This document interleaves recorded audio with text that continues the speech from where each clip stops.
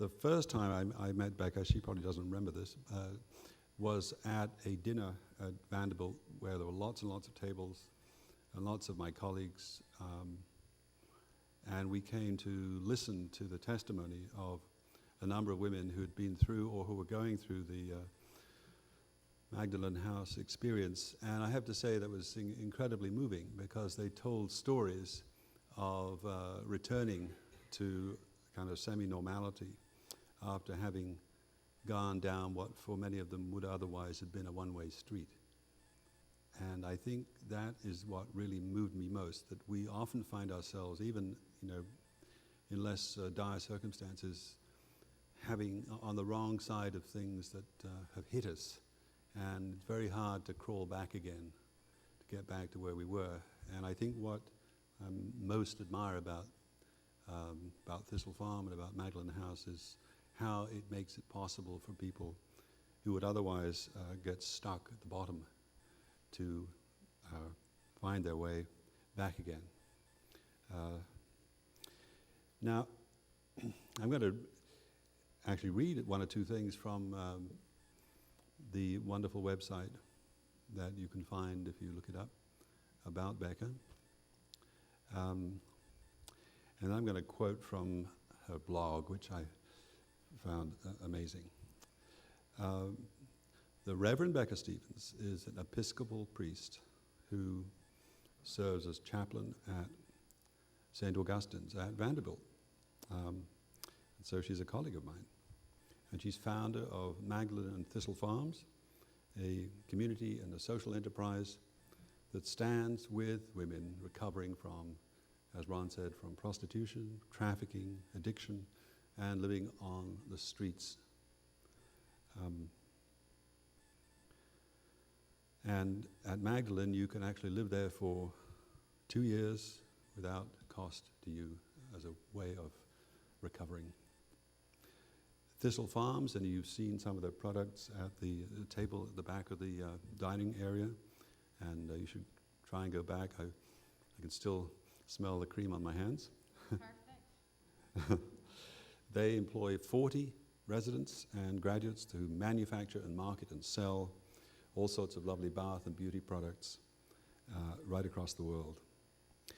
So who is Becca Stevens? Well, she's written 8 books. She's been featured on NPR, PBS, CNN, Huffington Post, Southern Living, Christian Century, Victoria Magazine. I forget which one Ron was waving. She's been named Nashvilleian of the Year, Tennessean of the Year by the Nashville Scene and by the Tennessean. She's the youngest and the first female recipient of the University of the South's Distinguished Alumnus Award in 2010, and in the White House even described her as one of 15 champions of change. So this is a lady who is a local living legend, but also someone with national, international presence. She was named the 2011 Social Entrepreneur of the Year in Nashville, here in Tennessee. Got awards from the Frist Foundation and the Academy of Women of Achievement. And she's raised for the various organizations that she supports over $14 million. And if you want to read something of her work, as I say, there are 8 books, and the latest one is beautifully titled Snake Oil, which is not what we're getting tonight, except, well, in your sense, yes, the art of today, the art of healing and truth-telling is the subtitle. Now, despite all these, or as well as all these extraordinary practical things, I have come to realize that Becca Stevens is also a poet. I don't know that she writes poetry, maybe she does, but she writes beautifully. And I was just reading one of her blogs last night, and this is what I read. Winds that are strong enough to turn the leaves, like the issues of sexual violence, are universal in nature, but are experienced uniquely on our individual bodies. The wind is loud enough now that we as a culture realize that the majority of incarcerated women in this country, before they ever see the inside of prison walls, They've already known the backside of anger, the underside of justice, and the short side of what a loving community should be. Before the rains fall, let's move the conversation forward, beyond awareness to concrete action focused on long-term housing, meaningful work, and love without judgment. Let's feel the wind on our cheeks and work toward the healing of women and girls who have already endured enough. Let's remember that globally, we've asked that women continue to settle for bearing the burden of poverty, even as we hold them up as survivors. We can heal villages, and even, I'm sure, villages in Nashville, by healing the women. We can offer a shared trade approach that holds women's social enterprise workers higher in the value chain. We can all come together before the rain falls. I give you Becca Stevens.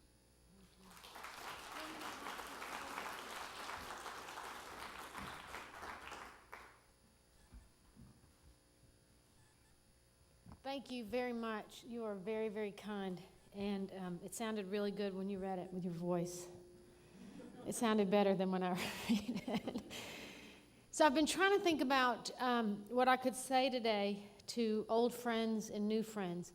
I'm here today with Tim Fudge, who does a lot of our strategic planning and organizing, and with Katrina, who is our National Sales Director, a graduate of the program and National Sales Director at Thistle Farms, and Ronza. Is there somebody in between y'all? I cannot see it all. Well, there is somebody between you. Okay, hi.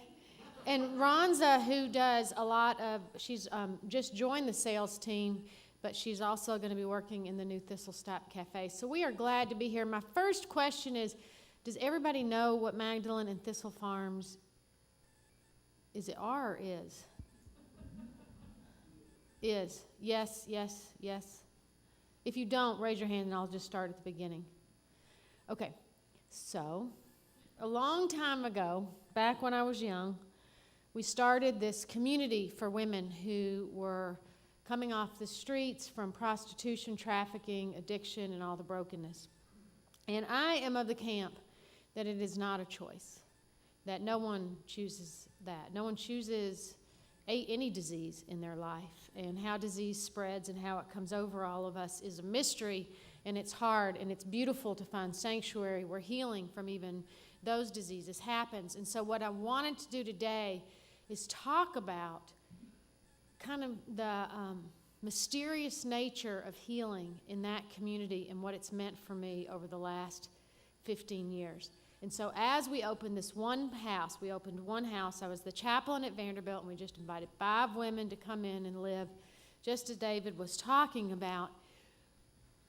And I really thought, in a very conventional sense, that what we were doing was a whole bunch of people were coming together. People from Vanderbilt, people from a couple different church communities, people who were a part of another not-for-profit that had owned the house we were going into, that all these people were coming together, and we were in some ways healing the 5 women. And I think conventionally a lot of us think about healing as an act that one person or one community does to another. Somebody is the healer and somebody is the healee. That a doctor performs something and the doctor is the healer and we are being healed. Or a psychologist, or a pastor, or wherever that happens, and that we think that it's an act of exchange that happens in that sense. And that's really, I think, in my head, the model, unconsciously that I had, that we had these gifts, and we were going to offer it to 5 women, and they were going to find healing, in whatever sense that means. Not like, in this miracle cure kind of, heal. But like, this long journey of restitution and wholeness, for lack of better words, in my life. That we would be a part of that. And in some ways, that has happened. It has been healing for individual women, for sure. I mean, just yesterday, we flew to Mobile, Alabama, to speak at a conference for pastors. And one of the women, 2 of the women always travel with me, and we go and we speak and we talk about hope. And one of the women that was with me was a woman named Sherry. And it was Sherry's very first day to fly. And I didn't know that. I not necessarily would have invited her yesterday to go back and forth to Mobile, Alabama in less than 24 hours.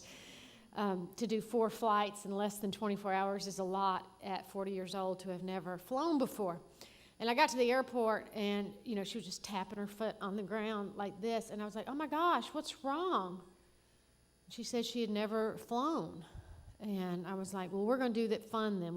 This is going to be a fun day, not a scary day.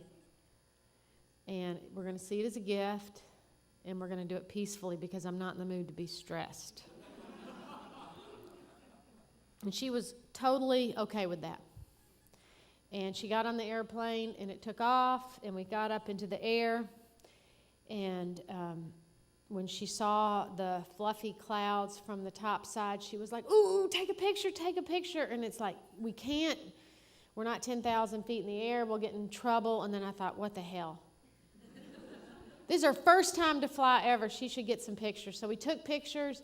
Nobody cares, really, if your phone is on once the people are seated. And she was just in literally heaven, seeing those just huge puffy clouds from the top side. And it is healing. It is healing for people who have been so confined and so restricted in choices and movements. I mean, I really think that you get so far deep into the disease of all of, God, that you've carried for so long since childhood, from different childhood traumas, whether, it is drugs and prostitution and being trafficked and broken and injustice and all of those things. You get so deep into it you can hardly make your way out. And to have this chance to see the world from a beautiful, cloudy perspective gives you a beautiful feeling of healing. And so just in doing the work, just in getting to go, it's healing for individual women. And we've had great success with it over the years. 72% of the women that come in graduate 2.5 years later. They go on to do all kinds of things, work in all kinds of places in our community. They find healing. They make court restitution costs. They get their cars back or get cars for the first time. I mean, there is nothing more healing than seeing a woman at Thistle Farms walk around the first day with a legal license. They have paid back fines. They have passed tests. They have gotten insurance. I mean, it is like a gold card. And the work is healing, and it is empowering. We just had it happen. 3 years it took one of the women to get cleared out of the state of Ohio to get cleared to finally get a license. So yes, it is healing in that way. But I don't think I ever realized how healing it was going to be for me and other members of the community that were coming into it. That we were, in fact, the ones that were starting to experience healing. And I think if you reflect on your own life and the places maybe that you thought you were coming in to give or to serve, become great sources of healing. And you remember, your own brokenness and your own fears and your own, troubles. One of the best examples for me is I have been worried most of my life about money and about failure. So I want to look like it's going really well all the time. And we had, a couple years ago, NPR came in, excuse me, and they decided we were such a great program, they were going to do a 4-part series on us. And before it aired, one of the women who had been struggling with relapse that they had interviewed as a person struggling with relapse was arrested as part of a homicide. And in 15 years of doing the work, we had women who had tragically died after relapse. We had never had anybody, that was on the other side of that relapsed and committed such a horrific crime. And especially the one person that had done that had just been interviewed by a national radio program that was getting ready to air it. And I was scared. All my old fears and all the things that I tend to do when I get scared were coming out, and I was like, let's don't tell them. No matter what, let's don't tell NPR. And it's like, you have to tell NPR. And then it was that how could we spin it where it looked better? And we couldn't do anything. It was what it was. And then in my mind, I went to that place, where all your fears come and sit vigil with you in the middle of the night, and 35 women were going to lose their jobs, and we were going to shut down as everybody gets judgmental about the women that we're serving anyway, and that you can do so much, but people don't necessarily change. And what difference does it? All of these things, all of these fears started going into my mind as somehow, that while I want to believe that our small community loves without judgment, the larger community was going to look at us pretty harshly. So NPR aired the story, and they did the whole disclosure about her arrest, and people called in droves, and people cried with us at the brokenness of her story and at our desire to still hope. And that was so healing for me. It was so healing to be able to trust that people could love each other on a larger scale than my little world that I was living in. And I realized that I was getting better, not just from my individual brokenness that I had carried with me from my youth, but in a sense about a larger kind of healing where you could believe that this community could actually love each other. That is healing to believe that, and it was healing for me. Bigger than that, it's healing, I realized, for a whole community, which is, now, from an ordained perspective, you got to remember that is huge to think, wait a minute, it's not about a community coming together to heal 5 women. It's about 5 women coming together to heal a really broken community. That's a switch, and it's been a switch for me to kind of get words around it and to understand what that means, and I mean it on every level. We can now, because of Thistle Farms, we hire 40 women right now are hired at Thistle Farms who are graduates or residents of the program.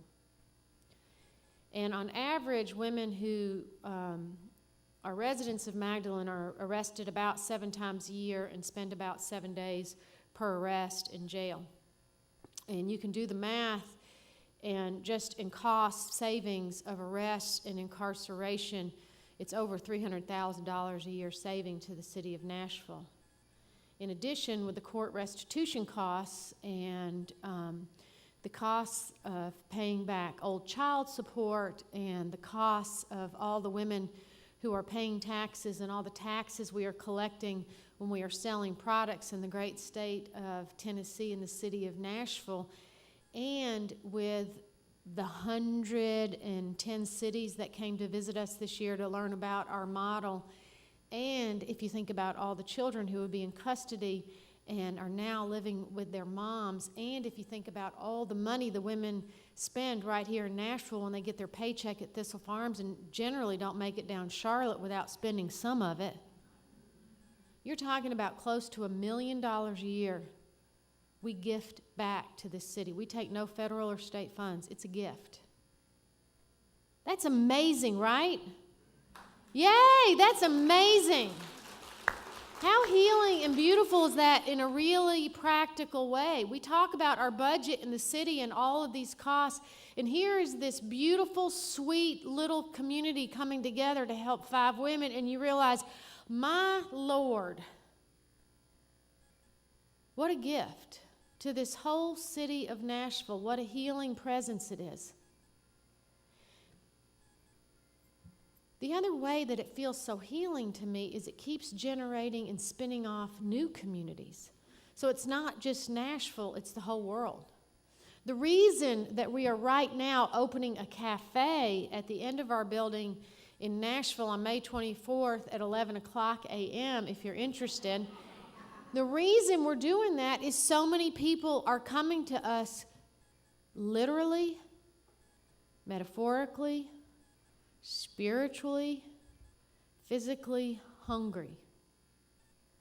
People are coming to us hungry. They're hungry to learn about a model that is this old and this reviving.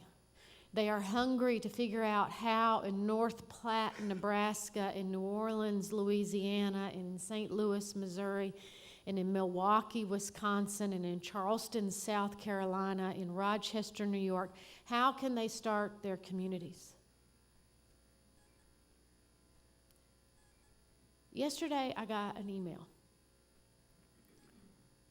The dean of the cathedral in Honolulu, one of his parishioners who happens to be a social worker, is working with a young woman who is 17 years old, who needs a place to go. She has the same history of so many women we serve. Raped early, good old drug addiction, and on the streets by the time you're 14 or 15 years old. She has nowhere to go. And they email me, can she come to you in Magdalene?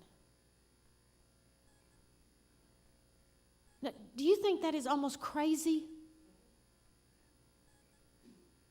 That you're out there on the island of Honolulu and you're calling Nashville, Tennessee to try to find some sanctuary for a young woman that is so broken she'll do anything.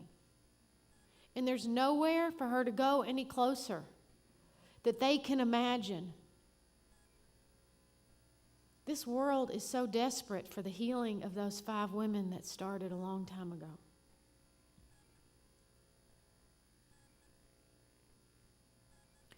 One of the other things that has happened in this work is that you realize how much all of us need to hope in this healing. That's not an exchange that happens where one person receives and one person that gives, but that we hope for this thing that washes over all of us. It saves us from cynicism. It saves us from the trap of rhetoric that I think poisons a community and makes us sicker. One of the ideas I've been thinking about lately a lot is this idea of people calling things tough on crime, and how really longer and longer sentences for the women that we are serving, that we have seen over the years, is so not tough on crime. It is expensive. We should call it expensive on crime. That would be what we should call it. We should change the rhetoric. Let's do the most expensive approach to crime we can do. Let's endanger the women in the communities that they're in by longer and longer sentences, so that when you come out in 14 years and you've lost everything and you've lost all connection, you can go back to the one person who probably will still see you, which is the dealer, if they're out. Instead, I keep thinking that the toughest thing on crime we can do is face the issues. Really face what we're dealing with as a community. Really want healing. That is so brave and tough. It is so brave and tough to say, we are going to talk in an honest way about child sexual abuse. We are going to talk about the issues of racism and poverty in our communities. We are going to talk about how insidious drug and prostitution rings can be, and how it pulls people in, and how to really face those so that we're all safer and more healing. One of the early things that happened for us in Magdalene is we were befriended by a number of people in the police department. Thank you for being here. That is so sweet. And, you know, Ronald Serpus was huge in that. He was the chief of police, and he really saw what we were doing as being a very tough approach to the issues around trafficking and prostitution. So tough that people were actually, you know, walking off the streets forever. How tough is that? Walking off the streets and staying off the streets even after you face really continual challenges and obstacles in your life. And he was such a believer in what we were doing that if he ever, to this day, he won't accept honorariums, but if people give him an honorarium, he says, make it out to Magdalene. And he still sends it our way, and he was instrumental in helping the people in New Orleans get their first house open. That's a sister program to what we're doing. So what about the idea that a group of women coming off the streets can actually be our healers? And when I say our, I mean all of us sitting in this room. I mean people who have known addiction themselves, people who have been in helping professions. All of those folks together are feeling this hope and this sense of joy. And part of the reason that I know it's working is that I am now something like 20, I don't know, my son is 22. Okay, I'm 22 years ordained. And I am of that group of people now in ordained clergy. You get to that point, and the stories you hear among my peers are people walk out of the pulpit and they don't come back. That they get really burnt out by the institution or by congregational lives and demands, and they get profoundly burnt out. Like they keep going, and then they walk, and they're like, I'm done. Like, I'm done. And my issue, and anybody that works with me at either the chapel or at Thistle Farms or Magdalene, I think will say this is true. My issue is that I go to bed with more ideas than I woke up with. That I have continually been inspired on this journey of healing. That it's like, oh, let's do a cafe. That's a great idea. And let's go raise another $500,000 for that. That sounds fun. Oh, I know, let's do a national conference. So in October, we're doing our very first national conference here. I want to write another book. I know, let's start a shared trade alliance and combine all the social enterprises whose workforce is the mission globally together into an alliance. So we just bought all the domain names so we could start a big alliance.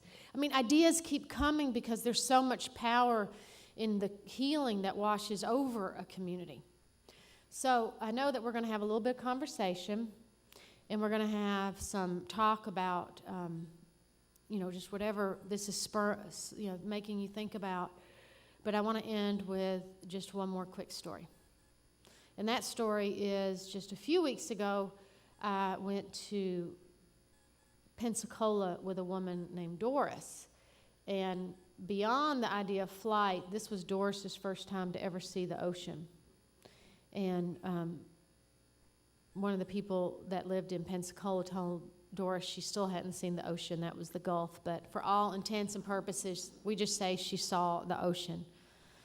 I mean, it has it's an ocean. And Doris has, like many of the women in Magdalene Thistle Farms, has such a humbling story. And it's profoundly rich, and it is a pearl. And she has chosen to share that pearl with many, many people who can hear that story and see her not just as, a survivor, but as a healer. That she is so joyful and she has so much to offer. I mean, she wears Christmas sweaters. And she would wear them all year long. She sings while she works, and she tells funny stories about laughing so hard her eyelashes fall off. She's great. I mean, she's just a joy to be around, and I got to go with her to Pensacola when she explained that she had never seen the ocean. So we didn't get there till about 7 o'clock at night or 7:30, and it was already getting dark. But that's still plenty of time, right? And I'm like, come on, Doris, let's go see the ocean. And she was too afraid to go. That the nighttime was not a safe place for her. Just like for many of the women, you think we're going to do these exercise programs and everybody's going to walk, and it's like, walking is not safe for me. Walking is not a happy memory. Nighttime is not a happy memory for Doris. So I said, you have to promise when the sun comes up, you'll go. Although I assured her if we went out there at night that the sharks generally don't crawl up the beach so far that they bite your ankles or anything, that she would be safe. So the next morning, literally at sunrise, I was like, come on, Doris, we got to go see the beach. And she walked out there, and what a privilege to be the person that gets to hold her hand when her feet touch those sugar sands for the first time, right? How healing is that for everybody that's watching it? And there's pictures of Doris just throwing her head back, and she said she was so excited she let me take pictures of her without her wig on, which is huge. But she didn't want to get it messed up. And then she had commented that God did a really good job. And then she said she wished it would have been bluer. And then as her feet were in the sands and the waves started coming over her feet, and she felt that for the first time, the pull of a tide, she said in a rhetorical lilt, "Has this been doing this my whole life? As long as the moon has been spinning around around our planet, the tide has been pulling us in and out and in and out. We just have to get down to the shore to feel it and to see it and experience it as real." And that's what healing is like for me on this journey. It's been there the whole time. We just have to come together and come down to the shore to experience it.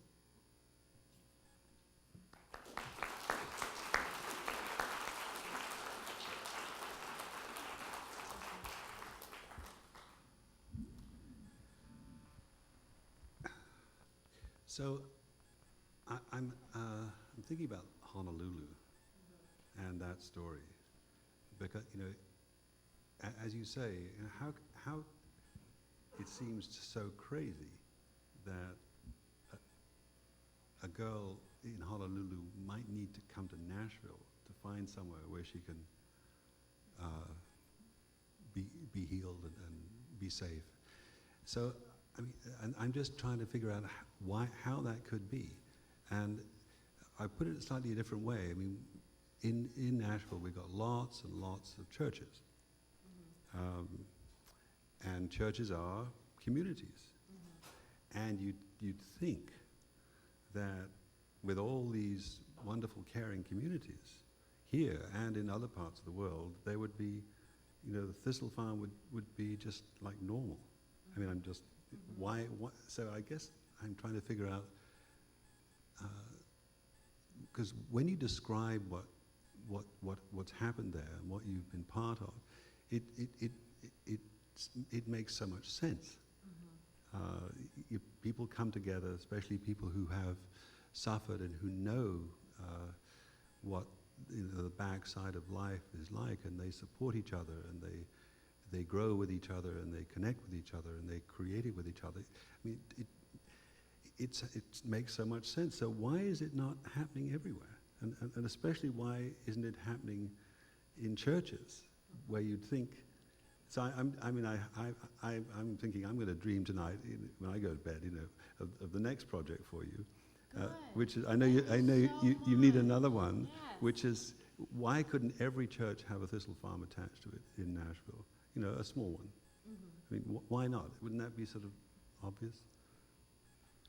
There is this sense of, in a lot of ways, churches have surrendered a lot of what community was about, whether it's, weddings are no longer on Sunday mornings or, in the middle of a worship in, any congregation or temple. But now it becomes, you kind of lost it, and we lost it a long time ago, and now it's like, billions of dollar industry on Saturdays where it becomes like a fashion show kind of thing, and we've done it on funerals. We've lost so much theology and community aspect of what funerals were even about and how those worked over the last, 100 or so years. But this is a really, really old model, and we've kind of lost this idea of community healing in the same way. So that this is like a Benedictine model, or a model of people coming together without authority for free to offer radical hospitality. And so the models that have taken over are, again, this is not judging any of the other models, it's just not the communal healing model, which is, there's treatment centers and there's halfway houses where you pay $150. And for this particular group of people, those models are not sufficient, not sufficient. Because of, one, is if you never worked, if you went to the streets at 14 or 15 and you go to a halfway house, one is the authority itself. Somebody says you have to be in at 6 and you have to and you have to, well, you're just asking for a fight. And then the other reason is if you have to get $150 a week and you don't have a job, you have to hustle to get the $150, and you can't stay clean if you have to hustle. So take away all of that and you're left with just a community. And I think it's hard for us to trust that healing happens in community. Just being in community is healing. That's a hard thing in some ways because it doesn't sound professional enough. But it's true that there's a healing element to that. And the second thing is, people go pretty quickly to, well, what about the dangers of this, or what about the liabilities of this, or what about the cost for this? And none of it, at least in my mind, has been true, that we haven't had any of those liability issues ever. And we've never had any of the violence that people worry about, or we've never had, all these fears that people have that keep them from doing this stuff don't even feel real to me in many ways. We have 2.5 million people in our penal system. Over 80% of those folks have pretty significant addictions.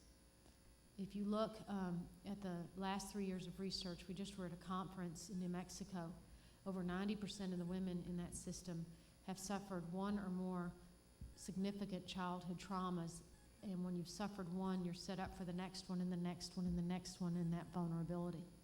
So if you have a parent that dies, or if you have poverty, or if you have, any of these number of factors, it sets you up for even, abuse and dropout rates, or whatever the thing is, it progresses and you are setting people up for incarceration. Anyway, with that 2.5 million people and 7 million people, if you count everybody on probation, that long-term free communal housing for women is literally the numbers in the hundreds of options. So we constantly have, a waiting list that is so overwhelming that we put the number at 100, but it doesn't mean anything. It could be 1,000 if we just kept listing. I'm fascinated by, when you started doing the math, and you explained just how much money we're saving Nashville every year and so on. I mean, one really hard-nosed way of looking at what you're doing is that, and if you think about the incarceration business, well, it is a business, but I mean the savings are like $35,000 a year. I don't know what it is for an inmate being in jail. For women to be in prison in the state of Tennessee is $86,000 a year per person is the number that the Department of Correction puts on that. Oh my goodness, okay. So if you have a 14-year sentence, it's over $1 million we spend per person. So what I'm thinking is our current system is incredibly expensive and inefficient. And the sort of thing that you're talking about would, if it was allowed to work its way through, would actually be so much cheaper. And so leaving aside whether it's better or not, it would be. So you start thinking, well, where do the attitudes come from that insist on this sort of punitive regime that leads to this incarceration? And I was reminded of your talking about your whole community being non-judgmental. And our society tends to be really very judgmental. 3 strikes and you're no, it's all right. You're out. And I'm thinking maybe we kind of need more generally to change our judgmental attitudes and try and look at the causes of things and get at them. So I'd be interested in your response to that, and also how these women respond to maybe for the first time being in a situation in which they're not being judged. This must be, for some of them, just unbelievable. I don't know, you'd have to ask Katrina or Ronza probably that question about how it feels to be in the community, because I haven't lived in any of the houses, nor ever had a key to any of the homes that we have. But I do feel like, if we could think about the word radical as being the word rooted, that the most radical is the most rooted, and you get back to like the most deepest roots that we have is the most radical, not like fringe off here, but deep, deep, deep. or even the idea of conservative and being conservative and conserving our principles, our deepest principles. So to be radical and conservative would be to look at our deepest roots that conserve our best practices. And surely in humanity, that is love that is non-judgmental, that is radical and conservative and as deep as you could get. But I don't know that people necessarily use those words in that context. But that would be my hope, is that we are part of bearing witness to what that looks like, that we really do try to practice that in general about loving each other in that kind of radical way that preserves us for each other, so that we're safe for each other, and so that we can go for healing and be a part of each other's lives, for men and women. I mean, men and women need that. Men and women need places where they feel that kind of acceptance, so that they can get better. So I can get better, so you can get better. That's what I think. Let's open this to the floor, and there's a question right up there. Yeah, there's a microphone just behind you. In my observation of the different programs and models around Nashville, Thistle Farms is probably the very best you could get. But there are still a lot of churches that do this type of work pretty successfully, aren't there? Like Christ Church, isn't that a good model? Which Christ Church? I mean, there's like 20 Christ churches. I don't know which one you mean. Oh. It's about 5 miles south of Nashville. I think it's on Old Hickory. Oh no, that's Christ Church Pentecostal on Old Hickory Boulevard. But there's the one he's talking about is on Old Hickory Boulevard. Yeah, I think so. It's on I know a which steep one hill. you're talking about. Yeah. They have like 47 or 40-some ladies there. Yeah, and I thought it was that they were part of, I know the name of it, Teens for Mission. Yeah, I can't remember the name. It's called... But the point is, there are a lot of others here that are successful, right? You know, I think, again, you're going to be, for what I'm trying to talk about is a particular population of people. I think for underage runaways, it's a very different grouping, and it's a very not a different set of issues, but the complexity of how you address those, and you know, just even the what do you call it when you have to get approval from the state? The licensure is very different. And that, I think, is one of the areas that Christ Church has focused on, the one on Old Hickory Boulevard. Teen Challenge, that's what it's called, Teen Challenge. And I think that's the one that houses that, and they go to, like, we have several women that go and speak in their home turf is, Clemmy and Regina go every year. Katrina, what's the name of that place? Anyway, it's in Ohio, it's in Oklahoma, wherever they go, or something like that. But yeah, it's a beautiful model, and I am grateful for, we have tons of partnerships in Nashville, tons. I mean, the Rape and Sexual Abuse Center is one of the most great partners that we've had in years and years. When OIC has done great things in helping women do computer skills. I mean, there's been a lot of groups that have come together to help. Okay. Thank you for your narrative. There are, I think, two things that are on my mind. I've been a prison chaplain since 1967 and was a prison chaplain at Tennessee State Penitentiary. And then I was at the women's prison in mental health as a mental health. And I know at least one of our women left and ended up at Magdalene House and was in the documentary. And I finished my sentence at Charles Bass Annex. So that's my narrative. One is the prisoner reentry issue is a burning issue for us, for me personally, because I'm still heavily involved at Riverbend and in the Tennessee Department of Correction, mentoring released inmates. Our church, Trinity Presbyterian Church, funds that so that they have the support of someone coming out who will be in the halfway house, and they don't have to foot the bill of that $150 and $100 a week at the house we use. So I really promote prisoner reentry. The other is, and I'll finish with a question, is are you going to be speaking at a year of rethinking prisons at Vanderbilt this weekend? This is 3rd, 4th, and 5th. Okay, let me promote that. It's called A Year of Rethinking Prisons. David's colleague, Lisa Gunther, has created this. A lot of people from nationwide. I'm going to be speaking on prison recidivism on Sunday from 2:30. It's in Buttrick Hall. And I'm with the Tennessee Consultation on Criminal Justice, and our mantra is be smart on crime as opposed to tough on crime. That's our mantra for the Tennessee Consultation on Criminal Justice.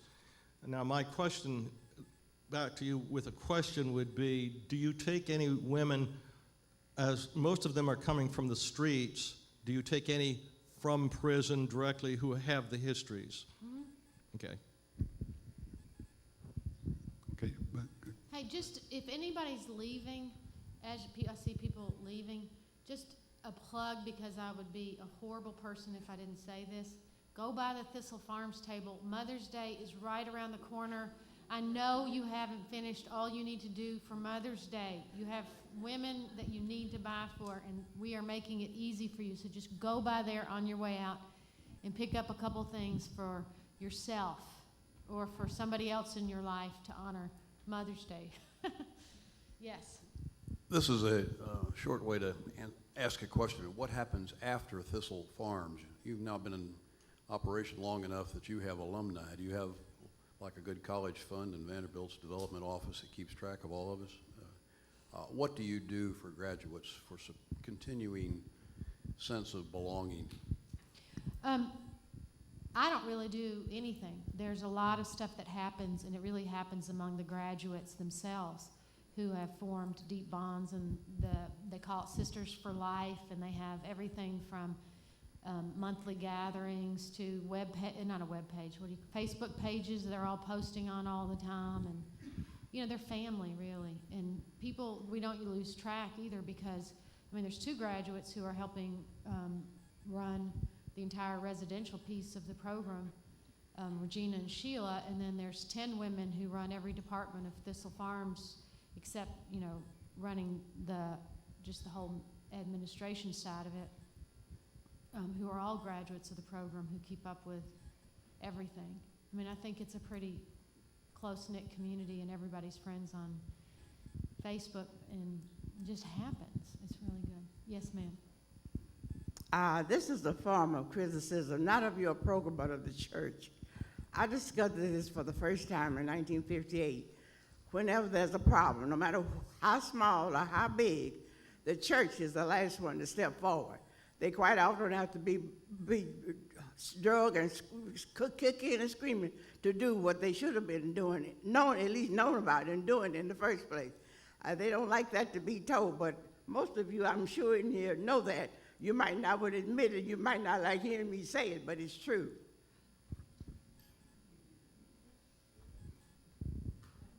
Well, you said it with a lot of conviction.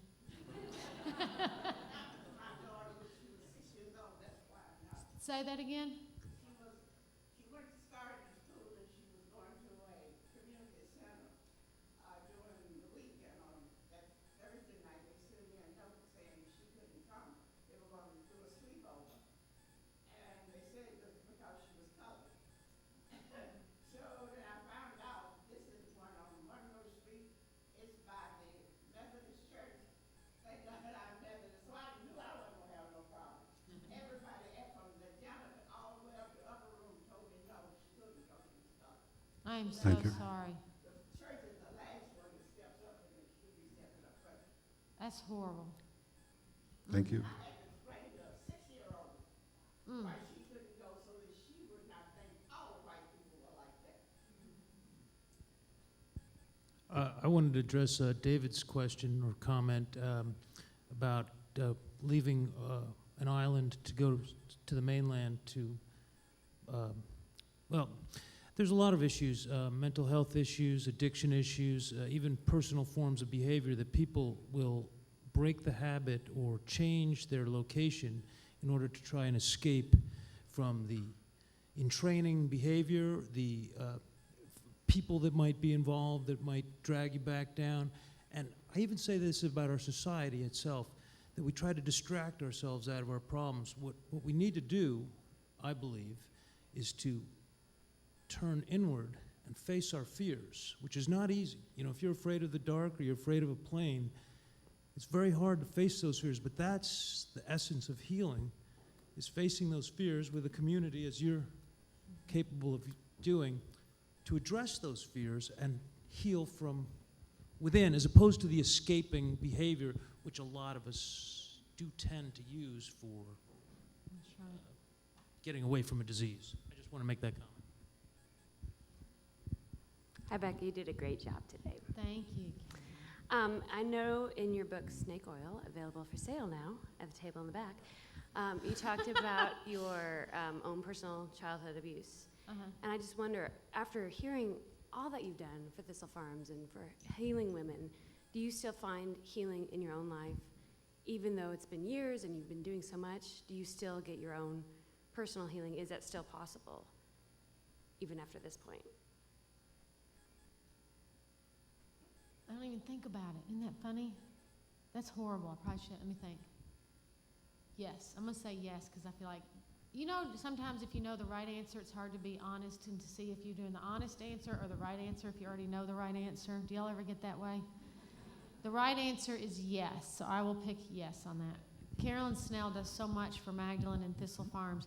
But I would say that, you know, the way that it works, she's talking about when I was little, had couple years of sexual abuse in my life, and wrote about that in one of the recent books and what that journey of healing had looked like for me.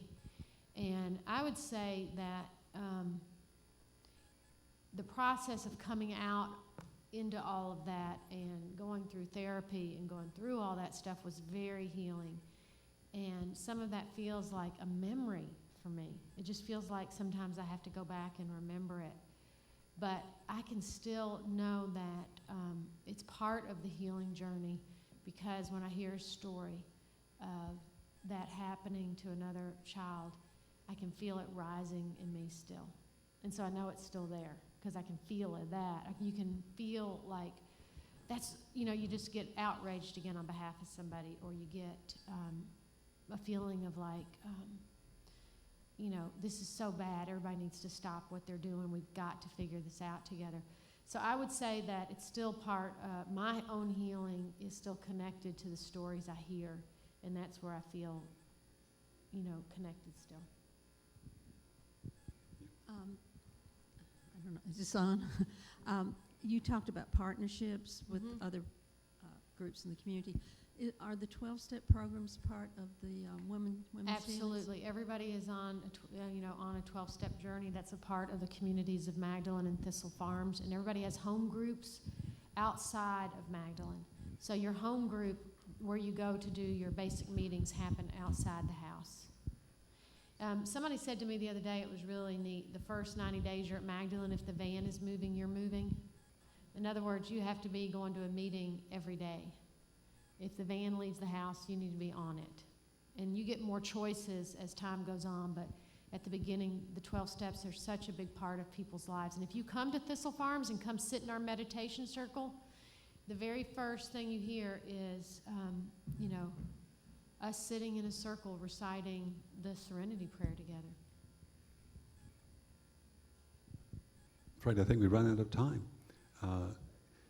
except we will have a little bit of time just to go to that table and buy some of those gifts. Have you gotten anything for Mother's Day yet? I'm going. Okay. I'm going back there. I was just worried because I know you're busy. I know you're so busy. Not too busy. I want to thank Becca for a really wonderful lunchtime talk. Thanks. Thank you. Thanks so much.